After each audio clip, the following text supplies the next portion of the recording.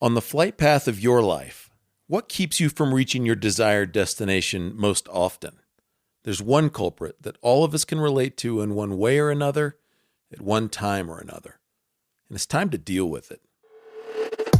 This is Andrew Petty is Dying, where we tap into the power of our mortality to become the people we were made to be and live the lives we were made to live. I'm your host, Andrew Petty, and I'm dying. I hate to say it, but so are you. I plopped down in my aisle seat and breathed a sigh of relief. It was a tight connection between flights, and the sweat beading on my eyebrow was evidence that I had hustled to make this one. I even had to pass up Chick-fil-A in the food court to make it. I hate missing a chance to eat Chick-fil-A. But, I acknowledged very maturely, that's a first world problem. My podcast is about avoiding deathbed regrets and living my best life now. Missing Chick-fil-A once surely won't make the list of things I regret when the Grim Reaper comes to collect my bones. Again, I congratulated myself. Very mature and reasonable of you. As the cabin crew conducted their final checks before departure, I glanced around like most of us do to get the lay of the land people-wise. Any toddlers likely to vomit without warning, scream inconsolably, or kick the back of my seat for the whole flight? Nope. Nice. Any extroverts just waiting for me to unwittingly meet their gaze so they could engage me in hours of uninterrupted stream of consciousness small talk? None that I can detect. But keep your guard up, I told myself. They're growing stealthier every day. Apologies to all the extroverts out there, by the way. No offense meant. Just the honest internal dialogue of an introvert desperately seeking some sweet, sweet eye time, as my extroverted wife and I call it. As my own pre-flight people check continued, my gaze landed on the occupant of the aisle seat just opposite me. Her attire instantly identified her as a member of the flight crew, or at least a member of a flight crew.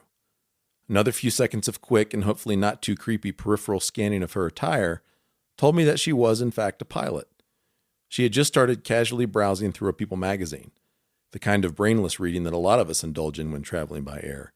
Just something light and amusing to pass the time, we tell ourselves.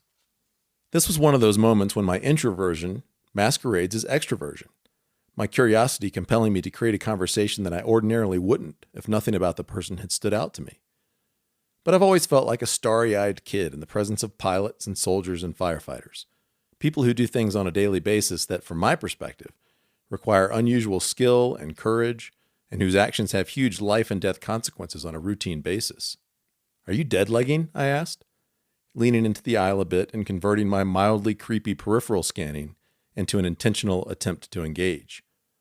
I also secretly hoped that dead-legging was the right term, when I thought I'd heard used before by flight crews referring to catching a ride as a passenger on one flight to make it to another flight when they would be on duty.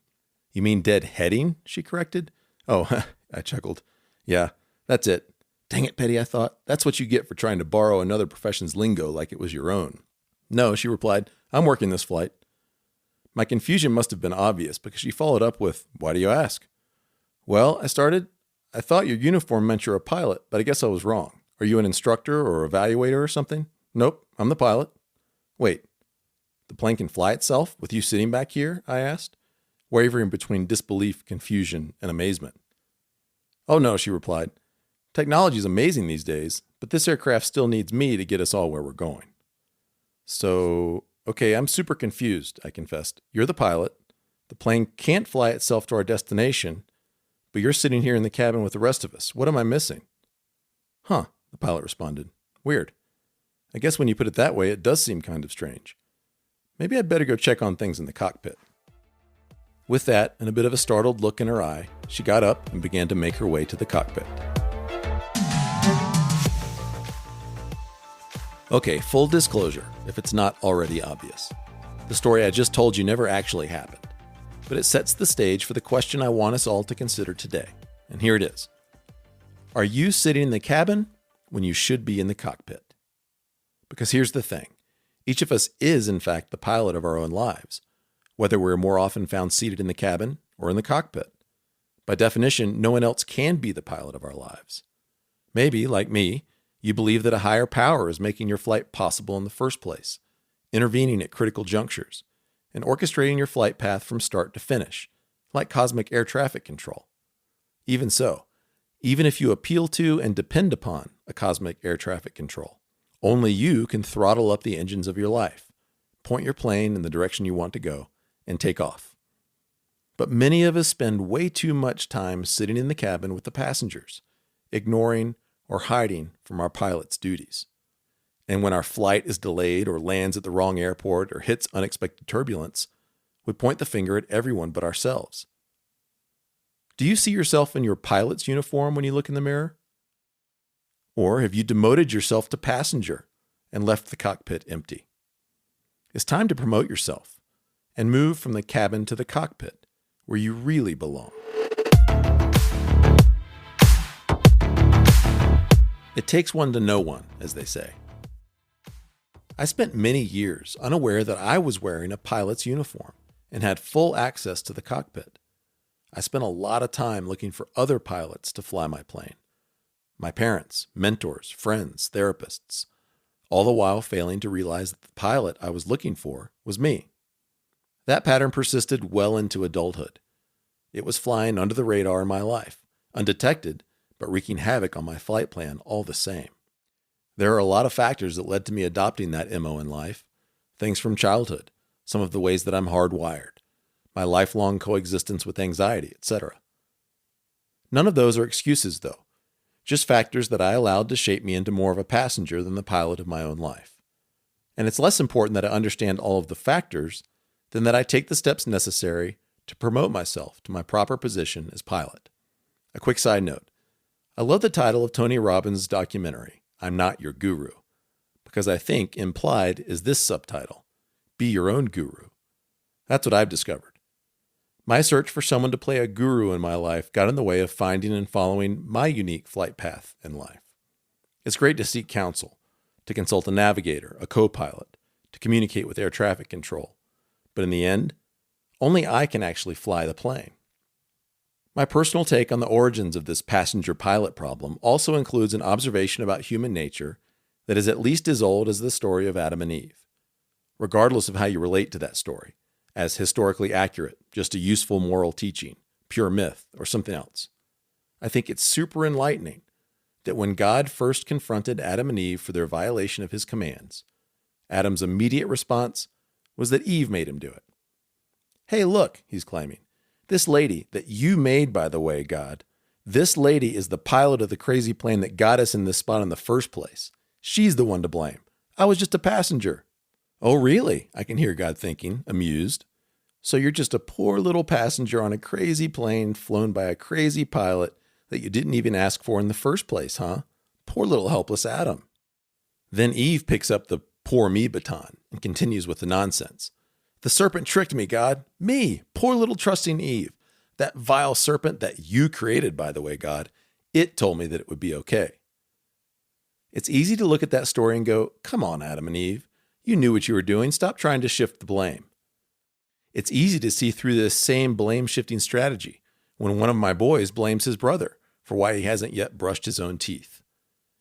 It's a little harder to see it in ourselves, though, because other people may do that, and come to think of it, I see it all the time, but I certainly don't play that game. Ha, really? I'm not looking for a debate on the origin and validity and value of the story of Adam and Eve. I am asking you to look at the world around you and to peer deeply into yourself and see if you don't bump into the same blame-shifting, self-demoting, self-protective impulses at work, keeping you and others you know from fully assuming their proper role as pilot of their own lives. And folks, this passenger mindset keeps us from flying the one and only life we've got as beautifully, as creatively, as far, and as high as we can. Man, I think that's a tragedy. A turning point for me came when I encountered a psychological framework called transactional analysis. This framework landed on my mental runway at just the right time. Thank you, air traffic control. I'm not a psychologist or a son of a psychologist, but the quick and dirty description of transactional analysis is a way of understanding social interactions between people and evolving toward healthier patterns of relating.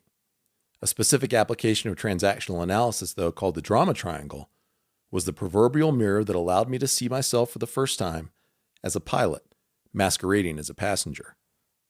And wow, it was a shock. After the initial shock wore off, think weeks, not minutes, hours, or days merely, I began to take some of my first intentional steps up the aisle of the cabin toward the cockpit. Today, I'm more fully situated as pilot in the cockpit of my life, and the view and the ride are way better up here. I'll admit it can be a bit more nerve-wracking up here too. We don't get to sit in the pilot's seat without also seeing the instruments that report system status and the distant flash of lightning in a flight path. Unlike the passengers, though, as pilot, we have the freedom and the power to respond to instrument warnings and storms on the horizon. Passengers can only hang on for the ride. Do you need to promote yourself from passenger to pilot? You can take that first step today by simply acknowledging that fact. That's your first step up the aisle toward the cockpit. Don't stop until you get there. And once you get there, fly the plane of your life with all the skill, guts, gusto, and abandon that you can muster. I highly recommend checking out the Drama Triangle for your own evolution and the well-being of your most cherished relationships. It rocked my world in the best possible way. I'll post links to some info in the show notes for this episode at andrewpettyisdying.com. If you have realized that you need to promote yourself from passenger to pilot, first of all, know that you're not alone, and I can help you. I've made the transition myself, and I work on it with my clients every week as they become the people they were made to be and live the lives they were made to live. Email me at andrew@digdeepwinbig.com. Message me on Facebook or Instagram at andrewpettycoach, or visit my website for more options at digdeepwinbig.com. Remember, you are going to die, but you're not dead yet, so get after it. Thanks for tuning in today. If you haven't already, don't forget to subscribe, and I'll see you next time on Andrew Petty is Dying.